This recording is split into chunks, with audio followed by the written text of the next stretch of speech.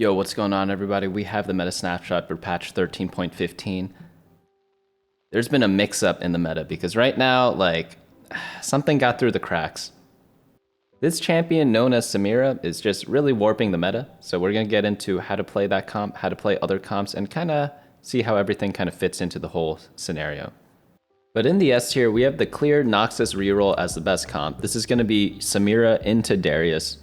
Even though Noxus got nerfed a bit, because some of the early game Noxus units got a little stronger, and the way Samira is just completely hitting everyone for so much right now, it's just going to be the best comp right now. We'll get into more why later. Void Kaisa, Void got big buff, so if you ever get +1 Void, it's really good now instead of just really good. Sorcerers, still pretty solid. In the A tier, we have Samira Reroll, like pure Samira Reroll. That's pretty much just the Noxus Reroll comp, but without the late game. Shadow Isles, some of the augments got changed a little bit, but some of the units got a little bit better. Gunners, still pretty solid. Deadeye, still pretty solid. Double Trouble's Taliyah, only do this if you get the augment, but still pretty good. KarmaReroll definitely got a bump up. Ravenous Warwick, a little bit lower, but still very good. Jinx Reroll, lower. Kayle Reroll, Akshan Reroll, this one got hit quite hard. It's still pretty good, but I feel like using Akshan and then going into regular Deadeye is going to be the play now, and TFT should always be like that. You shouldn't be allowed to be in the late game with a 2-star 3 cost, so now you could 2-star 3 cost in the mid game and then go into your Aphelios later on. It's going to be better. Built different, still decent. Mediocre, I'd say. Challengers, mediocre. Tristana Reroll, only do this if you get an incredible Tristana opener. Strategist Azir, same thing. Only play this if you get Azir for free. Garen Reroll, probably going to be underplayed still, but definitely still an option. Riftwalker Kassadin, only do this with the augment, but definitely weaker than Ravenous Hunter Warwick, for example. And then we have Ionia Yasuo. After that, we have the B tier. Teemo is B tier now. Teemo was chilling in the C tier for a bit, but now Teemo's a lot better. But still not mainstay of the meta or anything. Ekko Reroll, I've seen Ekko surprise a lot of games, but you really have to get extreme openers for any of the B tiers right now. Multicaster, same thing. Zed, same thing. Rogue Reroll, same thing. And then Demacia. And then Shurima, I don't recommend playing this at all. It's really weak. Save yourself 20 minutes of time because that's how long it takes to get an 8th. And just don't play Shurima. For Legends, Ornn's still the king. After that, Poro, Caitlyn, Vladimir are going to be pretty solid options. But honestly, as I say with every single video, Legends, all of them work. You could always just reroll, worst case scenario. But my favorite probably going to be Ornn, Poro, or maybe Pengu. I'm always a big Pengu fan, even though I don't think it's that great. But let's move on into how to play the comp. So first up, we have Noxus Reroll. So if you played any games on the patch so far, you'll notice that Samira Reroll is going to be super popular. And the reason why is because Samira 2-star in stage 2 with the blue buff all the way until stage 4 is going to wipe everything off the floor. So you could play Samira Reroll 3-star, and that's going to be really good. Not saying it's not good. It's really good. Or you could play 2-star Samira with blue buff and then go into the regular Noxus comp later. And this gives you a huge advantage because if anyone remembers playing Noxus Reroll on the last patch or any other time in the set, you're going to be in stage 4-1. You'll maybe have 2 copies of Darius, 2 copies of Katarina or something like that, but you'll be at 40 health or something like that. Well, now you'll have 80 health, 90 health, and you'll have 6 Noxus stacks. So that's the difference between playing Noxus now, because Samira and all these other lower cost Noxus units are much stronger. It's much easier to play the Darius and Katarina version later on. So that's going to be one of the things you could do. You could also just play pure Samira Reroll. We're going to get into that later. But essentially, same thing as before, slow roll 3 costs. But you do have the option to slow roll for 1 cost if you get a ton of Samiras. But if you don't, have no fear. You could just play the regular Noxus with a lot more health and a lot more stacks. And it's just incredibly strong. So yeah, Noxus is really good right now because she could hold all the 80 items and the blue buff. You could always put it on Katarina later on, worst case scenario. Swain is really good in the early game. I don't know why they buffed Swain. He was super good already, and now he's just even stronger. It's kind of like the Taric treatment from before. Taric was already pretty solid, then they buffed him a lot, and then he became OP. And then, yeah, the snowball ability of this comp is just super duper high. And we have some item holders down here, Samira, Kled, Cassiopeia. And then Noxus emblem holders is going to be Azir or Nasus. And then if you have a Juggernaut, you could do Katarina. And then now you're not as reliant on forcing strong Noxus openers because the stacks mean a lot less. But if in case you want to read the entire rundown, head on over to the website bunnymuffins.lol/meta to see all the how to play sections, items like the core, and you could see this little picture over here. Or if you want to edit the pictures yourself, you can just click on the picture and then kind of just mess with it in the team builder yourself, depending on whatever you want to play. Like, I don't know what you want to play, but sometimes you want to make a little adjustments in case you get like a Noxus spat or something. So maybe you want to get rid of Kled for something else, but whatever you want to do. Let's move on into the next comp, which is going to be Void Kaisa. So Void Kaisa, again, +1 Void, super duper strong. So Kaisa got buffed, and she's going to be the main bread and butter of the comp, and also the Void got buffed. So again, you definitely want +1 Void whenever you play this, but if you don't have it and you're like hoping for it and you get like free 2-star everything, you definitely could still play Void Kaisa. You're not going to win those games, but you can maybe still top 4 with them. But with +1 Void, you could probably get like top 3, top 2, which is definitely well worth it. How to play, it's just standard leveling and then playing around your 4 costs. Sejuani and Kaisa going to be the mainstays. And then late game, Bel'Veth going to destroy everyone. Sion going to destroy everyone. So you actually have like a pretty decent late game with this build. Next comp up we have is Sorcerers. Sorcerers, they're going to be playing out the same way as before. Lux in the mid game and then Ahri in the late game. Obviously, Ahri is going to destroy a lot of people. +1 Sorcerer is going to make the comp even stronger, but you could play it without it. Void, I would say the +1 is super important. In the Sorcerer one, it's just like a nice to have. You could play it with or without it. Obviously, it's going to be better with, but getting those top 4s, just going 6 Sorc without a +1, definitely much more doable. Your late game's obviously going to revolve around Ahri. You could also add in Heimerdinger later on, but Ahri is going to just be your main bread and butter, as she is still OP, even though she got a nerf. I wouldn't say OP, but like she's definitely very powerful. She's just like one of the best damage dealing 5 costs in the game, which makes a lot of sense because if you look at all the 5 costs, they're either like support champions or they're like melee, so they need to be a little tankier. But in terms of like pure damage, Ahri is definitely still up there. Next up, we have Rek'Sai Reroll. So Rek'Sai is going to be part of the Bruiser comp. You could also play Rek'Sai and Void, but Bruiser probably a little bit better because you just really care about getting a really beefed up Rek'Sai. And they changed the way Rek'Sai works a little bit in the damage calculation, so there are a few more itemization opportunities you could kind of use. The traditional build is going to be Titans BT and then a second Titans, but you could also build Infinity Edge or do an IE Hand of Justice build instead of the Bloodthirster as well. Lots of different options you can kind of choose with there. But the main thing is you're going to need 6 Bruisers. So how do you do that? So one way is hitting Sion. So if we hit Sion, great, congratulations. Might as well go buy a lotto ticket while you're at it as well. But if you don't have Sion, it's much more consistent if you get one of the +1 brawlers. So either Brawler Crown, Brawler Crest, or Brawler Heart. All those are pretty nice to use. And then you just do a 3-cost reroll, go for Rek'Sai 3-star. You could also pick up Lissandra on the way down. It's not necessary at all. I guess if you get like a Bruiser Lissandra, it's actually pretty good. But yeah, you just really need like 1 or 2 items on Lissandra. A Morello is fine. Maybe some other ways to get her to cast a little more often. So the way to play this is, because this is a reroll comp, you want to go to level 7 as safely and as quickly as possible. So one way to do that on this patch is to use the Samira plus Noxus opener and just use Samira to hold your Rek'Sai items. And then at the same time you hold on to Bruisers and then transition to 6 Bruisers at level 7. You could use this for a lot of other builds in this patch right now. You could pretty much play any AD build, just throw the items on Samira and then just like swap them out when you roll down on stage 4 or something like that. But yeah, Rek'Sai items, Titan's Resolve, Bloodthirster, Hand of Justice, IE or GS, as we talked about before, Lissandra, Morello, AP, Spear Shojin, and or just like any leftover items. And then tank items, Sejuani and Sion. You could pretty much use anything. My favorite personally for Bruisers is going to be the Redemption. After that, going to be the Protector's Vow. But honestly, Bruisers use all defensive items so incredibly well. You just slam whatever you can that comes first in your item components. Like, it really doesn't matter. Just build the defensive items. For augments, you definitely want like all the Bruiser stuff that we talked about before, and anything that's good with 3-cost reroll, such as Golden Ticket, March of Progress. You could also probably use Cruel Pact with this. All going to be really nice additions to the team.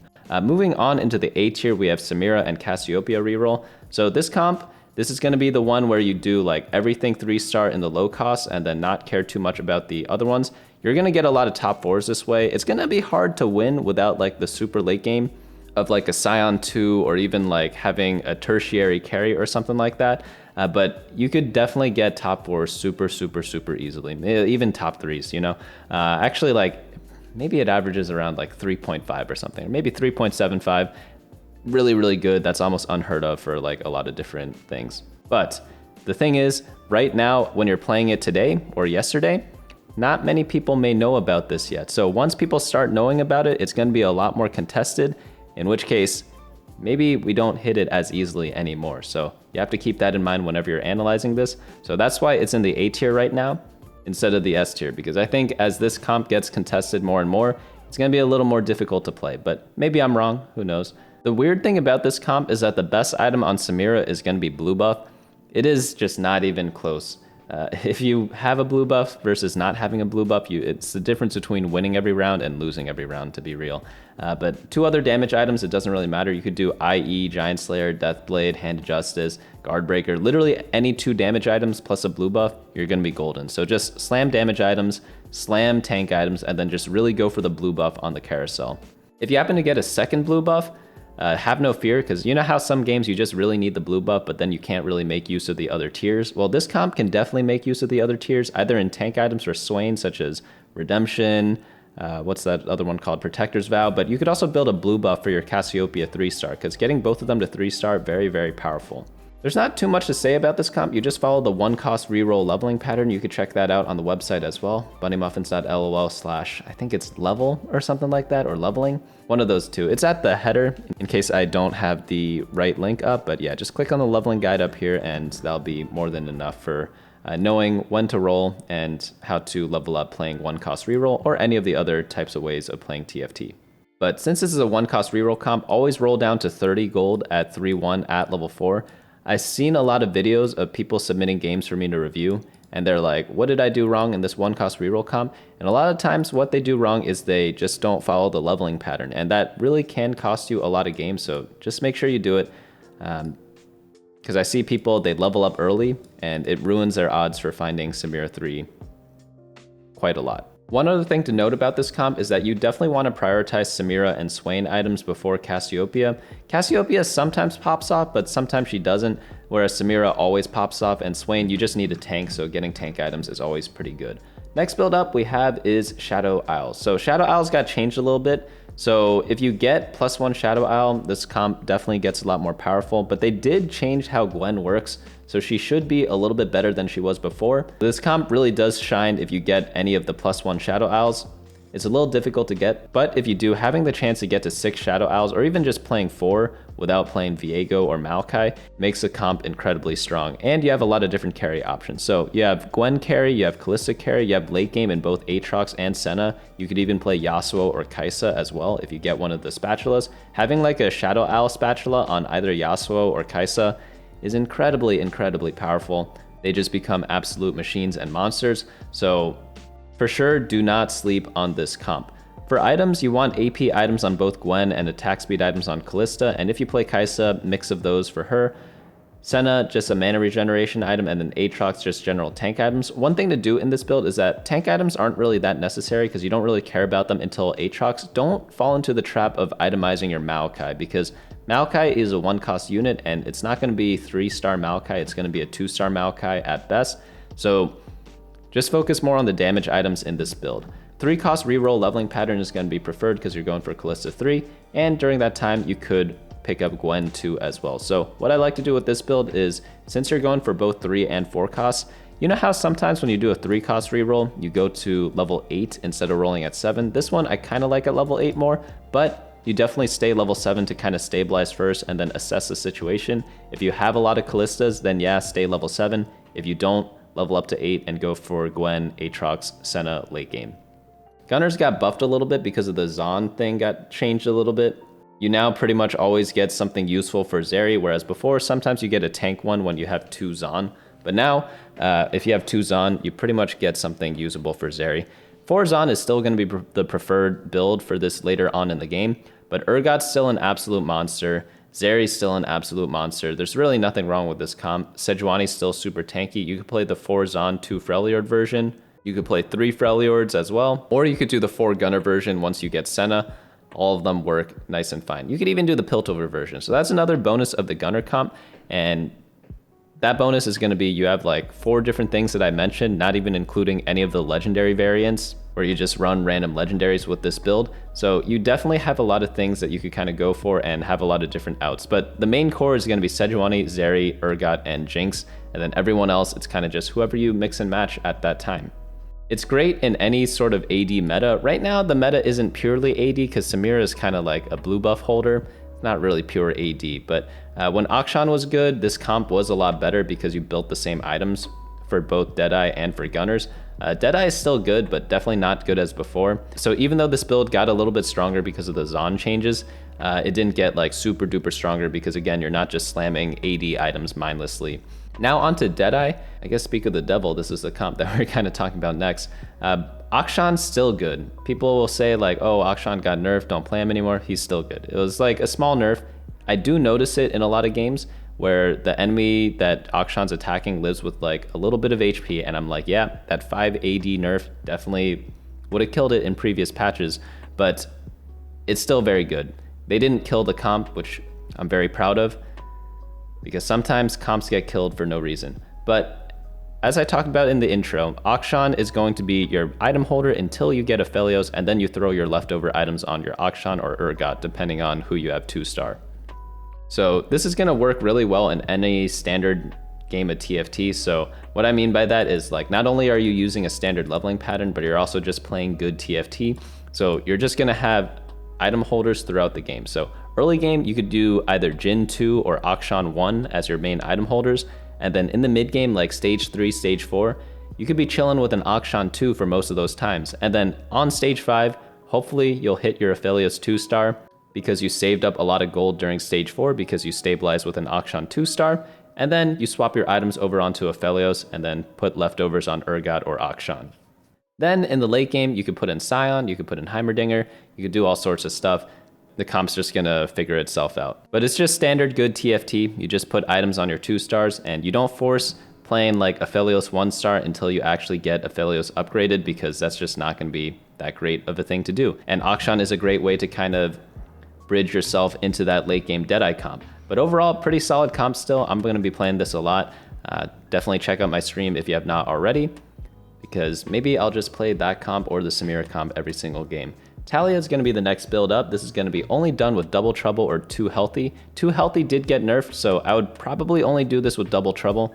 Double Trouble is incredibly powerful with this Taliyah build because Set knocks people up, Taliyah knocks up on her own too, and because of that, like, you just throw a lot of rocks at people. That's why triple damage is preferred over a mana item, because on the knock-up damage, like, you just need damage. You don't need extra cast time. So full damage Taliyah is going to be much better than having a Trojan or a blue buff, but you just do 2-cost reroll for this build. Pretty simple, and we've covered it in previous videos. Next up, we have KarmaReroll. Karma did get a step up this week.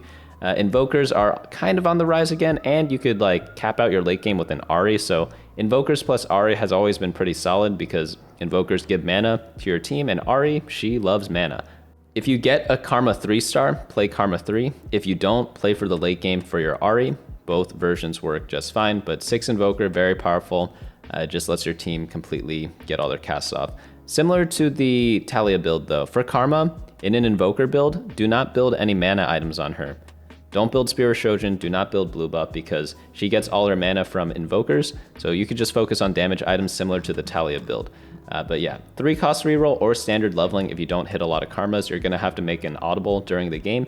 If you have like maybe 5 copies of Karma during like a stage 4-1 roll down when you're stabilizing your board, then yeah, probably stay level 7, reroll for Karma 3-star. But if you only have 2-star Karma, like 3 copies of Karma, and then you just wait and wait and wait to see if you natural anymore, and you don't, just go ahead and level up to level 8, play for Ahri instead, or just slow roll for Karma at level 8 instead of level 7, assuming the rest of your board is fine and dandy. Next up, we have Ravenous Hunter Warwick. So Ravenous Hunter Warwick, pretty solid still, even though it got touched a little bit. A little more reliant on actually hitting him 3-star now though. Before, if you get like a 2-star Warwick, it's still pretty solid, but like now you definitely need the 3-star. Like, well, you always wanted the 3-star, don't get me wrong, but like 3-star used to be like kind of auto win, 2-star used to be kind of like auto top 4 or something like that. Not auto, but like very easy to get. And now it's just like a little more challenging to do, which is very fair. But it's definitely like a very respectable comp still. QSS and Rageblade gonna be the 2 core items, and then I like a healing item in BT, but it doesn't have to be that. Next build up we have is Jinx Reroll. This is another 2-cost reroll comp. This is just the classic Piltover Gunner build, except this time we have Vi 2 and Jinx 2. You really need good items on both of them though, because if not, the comp really just falls apart. But another thing that's important is getting good Piltovers, because they changed the way it works a little bit, so you can't like sell the T-Hex anymore, so you're pretty much stuck with the T-Hex all game. But generally, doing like a lose streak early is pretty good for this build. Hopefully you cash out once you stabilize, and then you get the T-Hex for the rest of the game. But to do this comp, you do the 2-cost reroll pattern, obviously because you're going for Vi and Jinx, and if you get Warwick, great. If not, don't worry too much about him. Just focus on your 2 carries for now. One thing to keep in mind whenever you're playing rerolls is that if someone doesn't have items, you don't need to 3-star them, except in Yordle comps. So Yordle comps, you need 3 stars in order to get the Yordle buff to activate to make someone a 4-star. So that's why you need Maokai 3-star in this Kayle Reroll build. So you really only care about Poppy and Kayle, but you need another 3-star to get Poppy to 4-star, so that's why you care about Maokai. But it doesn't have to be Maokai. If you get like a Galio 3-star before Maokai for some reason, sometimes it happens like that, not all the time, but then you're good to go. You don't need to worry about Maokai 3 because you get the Yordle buff activated from your Galio, Kayle, and Poppy. This build is only good if you hit early, so you know how there are some games where you play 1-cost reroll and you just hit everything for no reason? Those are going to be the times where you actually want to play Kayle Reroll, and in those cases, it's extremely good. However, if you're playing like standard reroll, I don't mean standard reroll, I mean like if you get like the typical amount of luck in your game, Kayle's not going to be the best comp because you really need super high econs to level up right after you hit Kayle 3-star and Poppy 3-star. And if you spend too much time rerolling to get them upgraded, you're not going to have a good time, because you just won't be able to reach the high levels to get Kayle to really pop off. So one thing to note, I probably should have explained this earlier, but a lot of people ask me what reroll means. Reroll just means going for a 3-star version of a comp, because the name comes from just pressing the reroll button until you hit them. Obviously, for every TFT comp, you press the reroll button until you hit, but whenever you do a reroll, you need like 9 copies of the unit total. That's why they kind of adopted those names. But again, look at the leveling patterns or look at the leveling video. I'll leave like a card up here in case you need to reference that to kind of see how to play those types of builds. Next up we have is Akshan Reroll. Obviously, you don't need to reroll Akshan. You could just play Akshan into Aphelios, but you could still play Akshan Reroll. Very powerful stuff still, if you hit. But there's like 2 dynamics going on right now. So fewer people are going to be playing Akshan, which means it's going to be easier to hit Akshan 3-star. However, he is a bit weaker. So use that balance as you may, but it's still like a very solid build. Just slow roll level 7 until you hit him 3-star. And you could also go for Lissandra on the way as well, because why not? Next build up we have is Build Different. Build Different, I think it's actually in like a okay spot right now. Definitely only Prismatic Build Different though, because Build Different 2, maybe it can... I would just stick with Build Different, Prismatic. Yeah, Build Different 2, let me know if it works out for you, but for me, I'm gonna stick with Build Different 3. Build Different 2, just like, yeah, skip that one. But yeah, just play 4-cost, play duplicates of champions. Maybe you get 3-star 4-cost later on because you're like holding duplicates.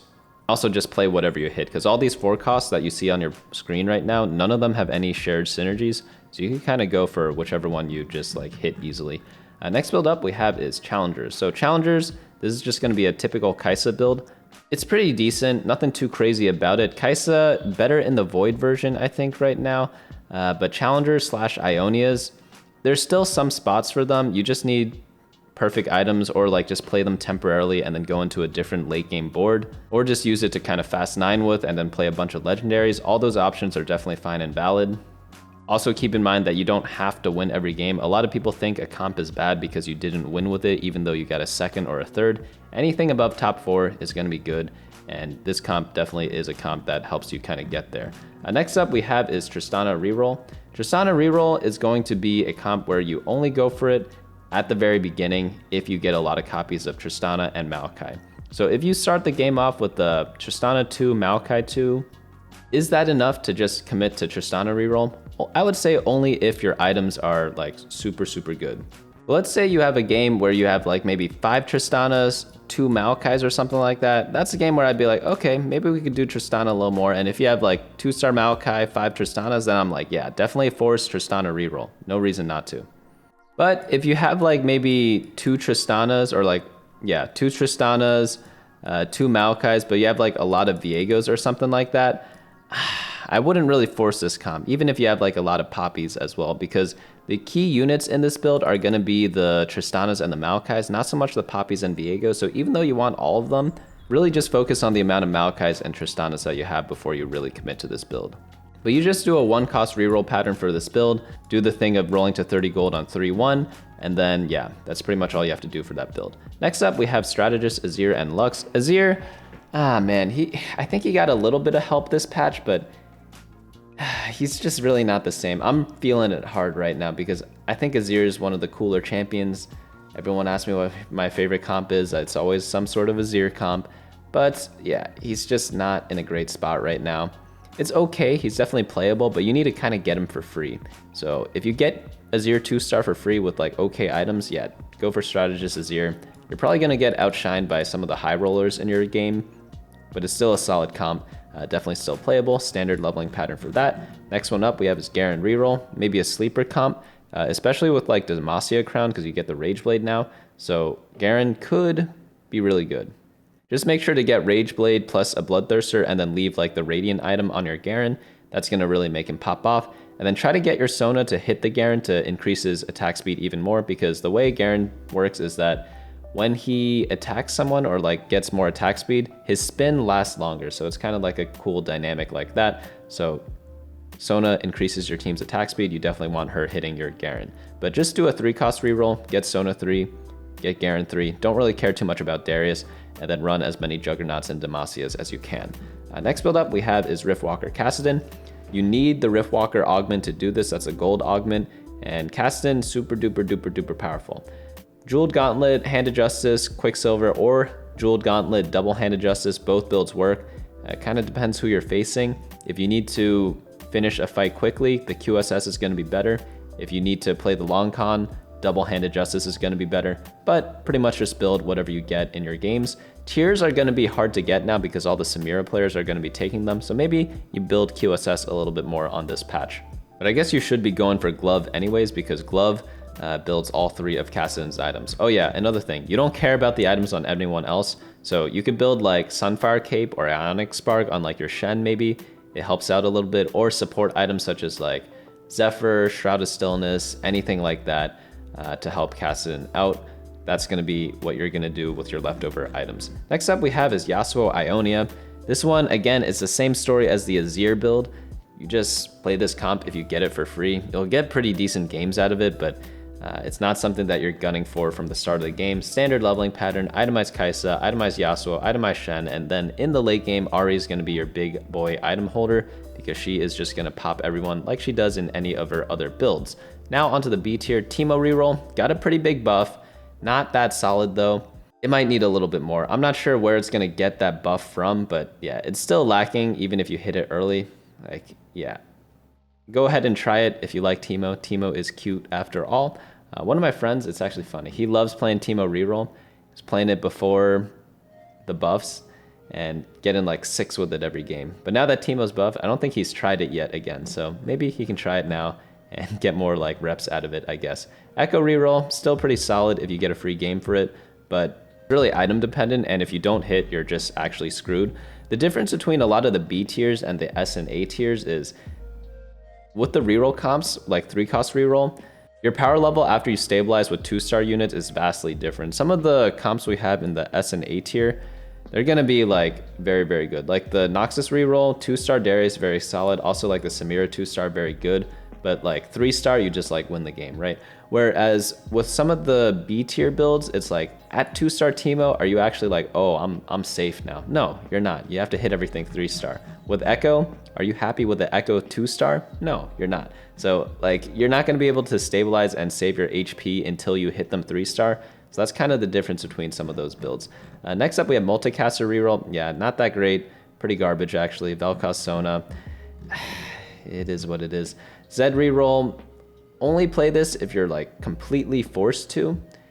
Maybe, just maybe, if you hit it for free, you could kind of use it to pivot into other things later on, or just add legendaries and play like Aatrox later on. But overall, like, unless you're getting like 5 copies of Zed by stage 3-1, probably not playing this build. Next up, we have Rogue Reroll, same thing.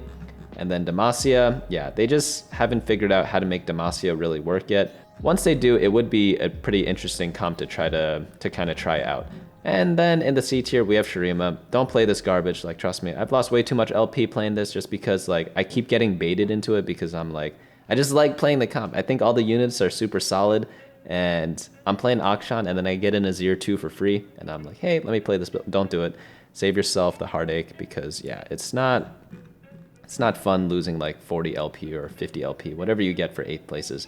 But just as a summary, Samira Reroll, gonna be defining. Maybe, just maybe, it gets so contested that like it's not actually that good anymore because maybe 3 people are going for it. I don't know. But you could play the Noxus Reroll version if that happens. So like keep that in your back pocket. +1 Void, extremely good. +1 Sword, good. +1 Shadow Owl, good. Gunner's a good default comp. If you want to just like, a lot of people ask me like, hey, I only want to play one comp. What do I do? Probably Gunners or Deadeye. You could choose either or like mix and match both of them. That works too. These are going to be the 2 like standard TFT bread and butters. A lot of these other ones are augment dependent, like Double Triple Taliyah, Ravenous Warwick. But overall, like pretty good amount of comps to kind of check out this patch.